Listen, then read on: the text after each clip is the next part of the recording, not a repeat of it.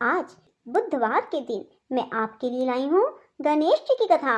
बंधुओं, कहा जाता है कि बुधवार गणेश जी का दिन है।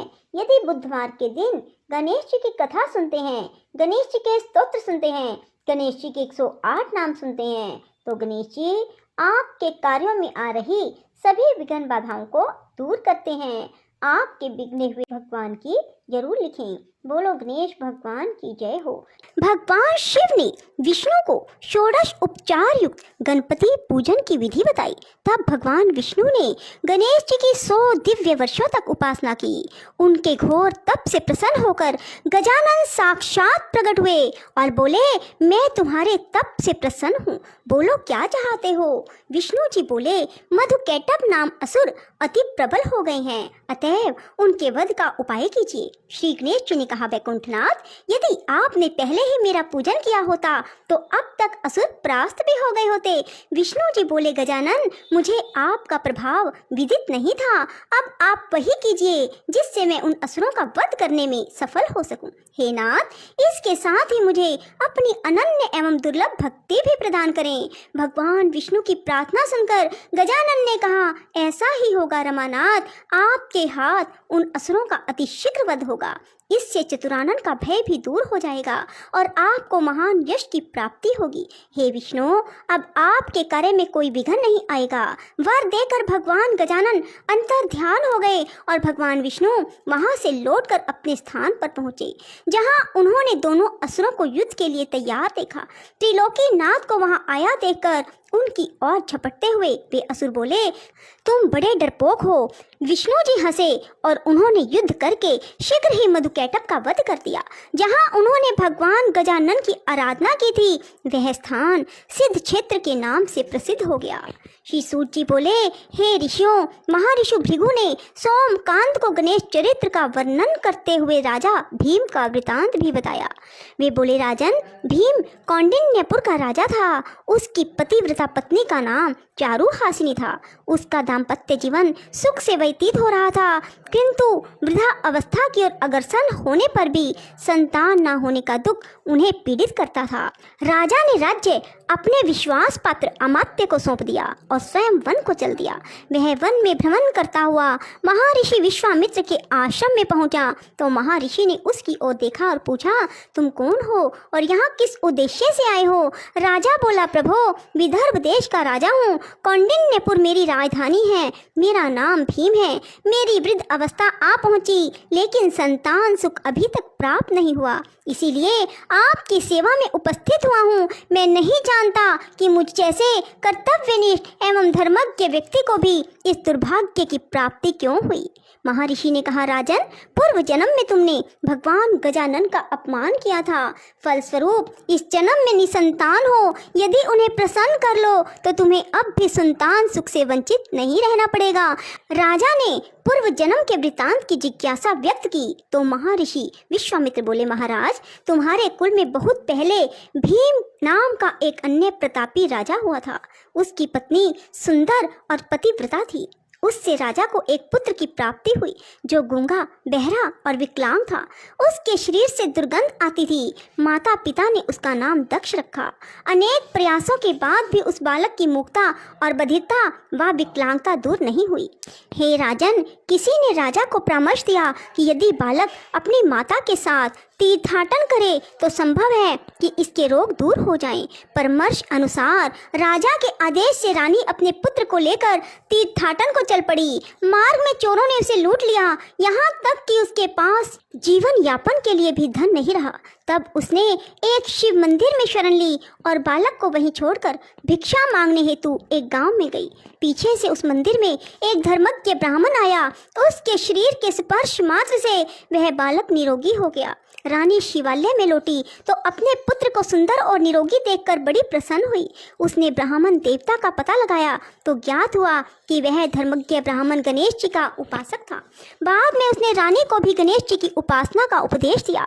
अब माता और पुत्र दोनों ने भगवान गजानन की उपासना की तो प्रसन्न होकर गणेश जी ने स्वप्न में कहा कि तुम मेरे परम भक्त महर्षि मुद्गल के पास जाओ, उनके उद्यम से तुम्हारे सभी अभीष्टों की पूर्ति होना संभव है। महर्षि भृगु ने कहा, हे सोमकांत, विश्वामित्र ने भीम को आगे का वृत्तांत सुनाते हुए कहा कि वो दोनों मुद्गल के आश्रम की खोज में काफी समय तक जंगलों में भटकते रहे। तब बाद में एक दिन उन्हें वह आश्रम मिला। वहां महर्षि मुद्गल को उन्होंने अपना सब वृत्तांत सुनाया तो महर्षि ने श्री गणेश के एकाक्षरी मंत्र गम के अनुष्ठान का उपदेश दिया। बंधुओं, गम शब्द बहुत ही अधिक शक्तिशाली है। यदि आप भी भगवान श्री गणेश जी के गम शब्द का बार बार जप करते हैं तो ऐसा हो ही नहीं सकता कि आपकी मनोकामना पूरी ना हो। सो बंधुओं, गणेश उत्सव के दिनों में ही गम शब्द का अधिक से अधिक उच्चारण करें। राजा भीम ने जिज्ञासा व्यक्त की, महामुने, आपके श्रीमुख से यह चरित्र सुनकर मैं आश्चर्यचकित हूँ। एक ब्राह्मण के शरीर का स्पर्श कर बहने वाली वायु के स्पर्श मात्र से यह बालक रोग रहित और सुंदर कैसे हो गया? विश्वामित्र बोले, राजन, इसमें आश्चर्य कैसा? भगवान गजानन चाहें तो किसी भी निमित्त से अभीष्ट प्रदान कर सकते हैं। सुनो, एक समय की बात है, सिंधु देश के एक पल्ली नामक गांव में एक धनिक वैश्य रहता था। उसका नाम कल्याण था। उसकी पत्नी का नाम इंदुमती और पुत्र का नाम बल्लाल था। एक दिन वैश्य पुत्र अपने मित्रों के साथ वन में गया। वहां उन लोगों ने एक ऐसी शिला देखी जिस पर कोई मूर्ति सी अंकित थी। उन्होंने उसे गणेश्वर नाम देकर पूजन आरंभ किया और सब ने मिलकर वहां एक मंडप बनाकर उत्सव मनाया। उस दिन से अपने सब मित्रों के साथ वह वैश्य पुत्र रात दिन वहीं रहकर गणेश जी की उपासना करने लगा। जब वे घर नहीं पहुंचे तो माता पिता को चिंता होना स्वाभाविक था। वे उन्हें ढूंढते हुए उस जंगल में आए और सब बालकों को उपासना आदि में लगे देखकर उनके माता पिता आदि ने कल्याण से कहा, कल्याण, तुम्हारे पुत्र ने हमारे बालकों को भी पागल बना दिया है, जो अरण्य में पड़ी हुई शिला का पूजन आराधन कर रहे हैं। इसलिए तुम अपने पुत्र को रोको, अन्यथा हमें उसके साथ कठोरता का व्यवहार करना पड़ेगा। यह सुनकर कल्याण ने उस मंडप को गिरा दिया और अपने पुत्र को मारने लगा। उसने उस गणेश शिला को उठाकर दूर फेंका और सब बालकों को वहां से भगा दिया। महर्षि विश्वामित्र बोले, हे राजन, इससे वैश्य पुत्र बल्लाल को मानसिक पीड़ा हुई। उसने पिता से हाथ जोड़कर निवेदन किया, पिताजी, आप भले ही मुझे दंडित करें, लेकिन उन सर्वात्मा भगवान गणाध्यक्ष का अपमान ना करें। वे अपने भक्तों के सभी विघ्नों का हरण करने वाले व कल्याणकारी देव हैं। उनके समान अन्य कोई बड़ा देव नहीं है। वैश्य ने क्रोधावेश में कहा, मूर्ख, इस पत्थर को सर्वात्मा कहता है। देखूंगा तेरा गणाध्यक्ष तेरे विघ्नों को किस प्रकार दूर करता है। कल्याण अपने पुत्र को एक पेड़ से दृढ़ता पूर्वक बांधकर बोला, अब भी अपनी भूल स्वीकार कर ले और गणेश की भक्ति छोड़कर अपने कार्य में लग जा। किंतु पुत्र ने पिता की बात स्वीकार नहीं की। वह उसे गाली देता हुआ चला गया। बालक को अपने पिता की निष्ठुरता पर क्रोध आ गया और उसने पिता को शाप दे डाला, तुमने मुझे इस निर्जन वन में अकेला ही निर्दयता पूर्वक बांधकर छोड़ दिया है। फलस्वरूप तुम बहरे, गूंगे, अंधे और विकलांग होगे। काफी समय व्यतीत होने व वृक्ष से बंधा रहने के कारण बालक थक गया। रस्सी के बंधन उसके कोमल अंगों में चुभ गए। इससे अत्यंत पीड़ित होकर वह भगवान गजानन को पुकारने लगा और अंत में उनकी ओर से भी निराश हो गया तो उसने आत्मघात करने का निश्चय किया। वह वृक्ष से ही सिर फोड़ने लगा। वह बालक पीड़ा और निराशा के कारण रोता हुआ बोला, विघ्नेश, आपके भगत पर ऐसा महान संकट है और आप सुनते ही नहीं। पता नहीं आप कहीं हैं भी या नहीं। यदि हैं तो फिर आते क्यों नहीं? तभी उसने देखा कि सामने से एक ब्राह्मण आ रहा है। उसने तुरंत बालक के बंधन खोले और सिर पर हाथ फेरते हुए कहा, बस तुम्हारी पुकार सुनते ही तो मैं यहाँ आ गया हूँ। तुमने पिता को जो शाप दिया है वह सत्य होगा और यह स्थान तुम्हारे नाम पर बल्लाल विनायक के नाम से प्रसिद्ध हो जाएगा। इधर कल्याण का शरीर उसी समय से रोगग्रस्त हो गया। उससे दुर्गंध आने लगी। वह बहरा, गूंगा, विकलांग हो गया। उसकी दशा देखकर पत्नी को बहुत दुख हुआ। वह पुत्र को देखने के लिए अरण्य में गई गई तो वहाँ उसे गणेश्वर के पूजन में लगा देखा।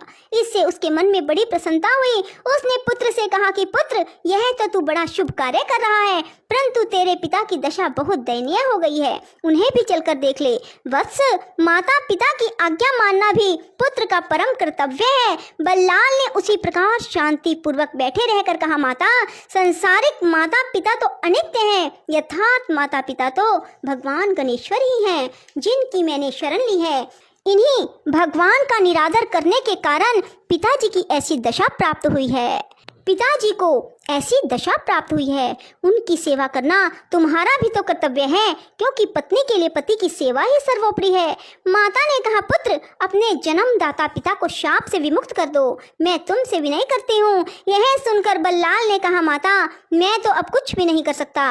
अगले जन्म में तुम एक राजा की महारानी बनोगी, किंतु तुम्हारा पुत्र गूंगा, बहरा, विकलांग और दुर्गंध युक्त होगा। उसके कारण तुम्हारा पति उस पुत्र के साथ तुम्हें भी घर से निकाल देगा। फिर एक शिवालय में एक गणपति भगत ब्राह्मण के स्पर्श से तुम्हारे दक्ष नामक पुत्र का शरीर निरोग और सुंदर हो जाएगा। हे राजन, यह समस्त घटना चक्र उसी वाणी के अनुसार